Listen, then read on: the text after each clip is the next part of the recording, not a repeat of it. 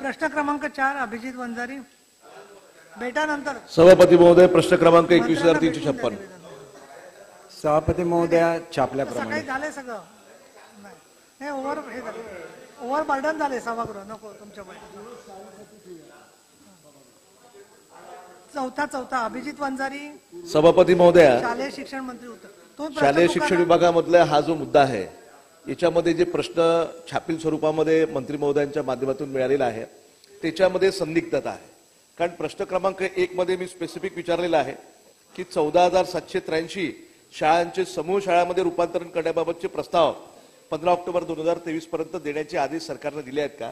त्याच्यावर सरकारनं असं उत्तर दिलेलं आहे की आयुक्तालयाकडनं शिक्षण आयुक्तालयाकडनं शासनास प्रस्ताव पास झालेला प्राप्त झालेला आहे.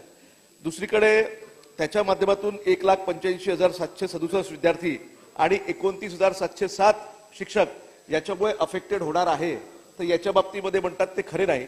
मग खरा आकडा आपण शासनाला या सभागृहामध्ये मंत्री महोदयांच्या माध्यमातून मिळणार का हा एक नंबर 1 प्रश्न. दुसरी गोष्ट 20 किलोमीटरची जी अट घातलेली आहे आपण आणि हे जर समूह शाळाचं त्याच्यामध्ये रूपांतरण आपण करणार आहे तर ग्रामीण भागामध्ये विशेषतः गडचिरोली सारख्या भागामध्ये नक्षलाईट एरिया आहे, डोंगरपाडा ज्या ठिकाणी आहे त्या भागामध्ये 20 किलोमीटर पर्यंत समजा 20 पेक्षा कमी पटसंख्या असलेली शाळा बंद झाली तर त्या शाळेतल्या विद्यार्थी 20 किलोमीटर दूर दुसऱ्या शाळेमध्ये जाताना सरकार त्या मुलीची त्या मुलांची लहान मुलांची मुलींची त्यांची सुरक्षितेची हमी सरकार घेणार का हा माझा स्पेसिफिक प्रश्न आहे. आणि त्याच्यामध्ये पुढचा प्रश्न त्यांना उत्तर देऊ द्या. त्याच्यानंतर पण मुळामध्ये बरं का सन्माननीय वंजारी साहेब आपण स्वतः कॉलेजेस चालवता. 1 मिनिट केसरकर साहेब.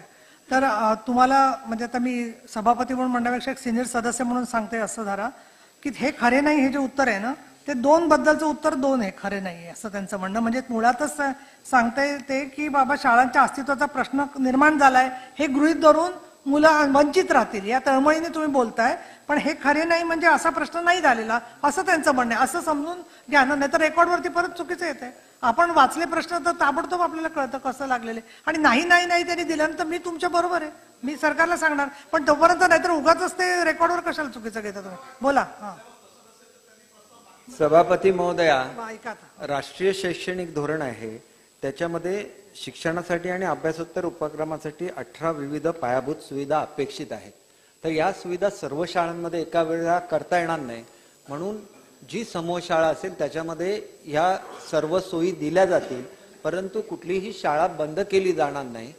याचं स्पेसिफिकली कारण असं सुद्धा आहे की आता प्री प्रायमरी हे कॅटेगरी निर्माण झालेली आहे त्याच्यामुळे ज्या ठिकाणी अंगणवाडी आहे तिथं सुद्धा महिलांच्या सुरक्षिततेबद्दलचा प्रश्न आहे. थोडं माझं पण नाही करा तुम्हाला विचारत आहेत का मुली तिकडच्या आपल्याला प्री प्रायमरीच्या सुविधा दिल्या जातील.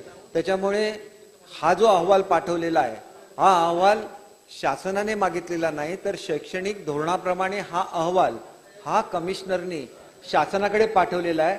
शाळा बंद करण्याच्या संदर्भात कुठलाही निर्णय हा शासनाने घेतलेला नाही आहे. फक्त विद्यार्थ्यांना चांगलं एज्युकेशन देण्याच्या दृष्टीने जर एका समूहामध्ये एक चांगली शाळा डेव्हलप करता आली तर ती शाळा तिथं असावी एवढाच त्याच्या मागचा उद्देश आहे. कुठलीही शाळा बंद केली जाणार नाही. दुसरं शिक्षकांना आम्ही सेवा संरक्षण दिलेलं आहे त्याच्यामुळे कुठल्याही शिक्षकावर शाळा बंद झाली तर आम्ही त्याला दुसऱ्या शाळेमध्ये येतो काही कारणामुळे बंद झाली तरच.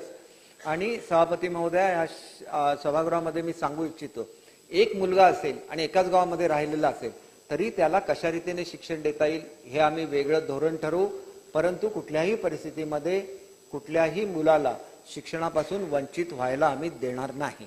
सन्माननीय आमच्या पाटील. सभापती महोदय खास करून माझा स्पेसिफिक प्रश्न आहे. मंत्री साहेबांनी उत्तर दिलं की आम्ही बंद करणार नाही पण माझ्याकडे माझ्या धडगाव अक्कलकुवाचा विषय अतिदुर्गम भाग आहे आणि त्याच्यामध्ये 120 शाळा 122 शाळा हे बंद करणार आहे असं माझ्याकडे लेखित मध्ये आहे. त्याचं कारण एक सांगतो का आमच्या भागामध्ये मी वारंवार काय विषय सांगतो आहे की आमच्या भागामध्ये आजपर्यंत रस्ते नाही. खास करून इथे उल्लेख मंत्री महोदय माझा एक आहे इथे का तिथे हे व्यवस्था म्हणजे 112 शाळा जे 22 शाळा आहेत आज निर्देशन आले आहे तर खास करून आपण डिजिटल शाळा आपण जिल्हा परिषद मध्ये करतो आहे. पण माझ्या या पूर्ण भारतामध्ये प्रत्येक गावाला आपण वीज देऊ हे मान्य मोदी साहेबांनी ऐलान केलं होतं. जिथे गाव आहे त्याला आम्ही वीज देऊ. पण आज सांगताना मला खेद आहे, कारण सभापती महोदय, माझ्या या धडगाव अक्कलकोवामध्ये 212 गावाला आतापर्यंत वीज नाही. 212 गाव धडगाव अक्कलकोवामध्ये वीज नाही. आणि जेव्हा शाळाच्या विषय जे होतो ते याला 122 शाळा आज बंद करणार असा विषय आहे. आता मंत्री महोदयांनी सांगितलं आमचं काय असं विषय नाही. पण माझी विनंती राहील का तिथे रस्ते नाही आहे, वीज नाही आहे, आणि जे आदिवासींचे मुले तिथे शिक्षण करत आहे आज, जर ते शाळा बंद झाले, आपला विचार चांगला आहे का आपण चांगली ठिकाणी देऊ, पण आदिवासींचे मुले चांगली ठिकाणी ठेवण्यासाठी त्याच्याकडे व्यवस्था नाही आहे. तर हा जिथे शाळा आहे आमची तिथे 10 फूट संख्या असेल, 15 फूट संख्या असेल तरी ते शाळा बंद नाही व्हायला पाहिजे अशी माझी स्पेसिफिक मागणी आहे. आणि ज्या गावाला वीज नाही, माझ्या सभागृहाला सुद्धा विनंती आहे, 200 जेव्हा 12 गावांना वीज नाही आहे तर तिथे मुलांना आपण चांगला दर्जेदार शिक्षण किंवा डिजिटल शाळा आपण कसं करणार आहे, हा स्पेसिफिक माझे प्रश्न आहे. ठीक आहे, गुड. आपण सभापती महोदया, वंजारींची चर्चा आहे त्याच्यात. आदरणीय आमदार महोदयांनी जे मांडलेले अत्यंत तळमळीने मांडलेलं आहे. आपण सांगितलेली वस्तुस्थिती आहे की आपण सांगितलं हे खरं आहे असं गृहीत धरून मी असं म्हणतो की ज्या ठिकाणी वीज गेलेली नसेल, वीजमंत्री महोदय आपले सध्या डेप्युटी सीएम साहेबच आहेत, त्यांच्याशी अवश्य बोलेन. आपल्याला जर असं वाटत असेल की अमुक ठिकाणी वीज नसल्यामुळे काही सुविधा देत नाही, तर मी आपल्याबरोबर एक मीटिंग घेईन. त्या ठिकाणी सोलरची इलेक्ट्रिसिटी देण्याची आपण एक योजना बनवू. कुठल्याही परिस्थितीमध्ये मुलांना कुठल्याही टेक्नॉलॉजीपासून वंचित ठेवलं जाणार नाही, हे मी आपल्याला आश्वासन देतो.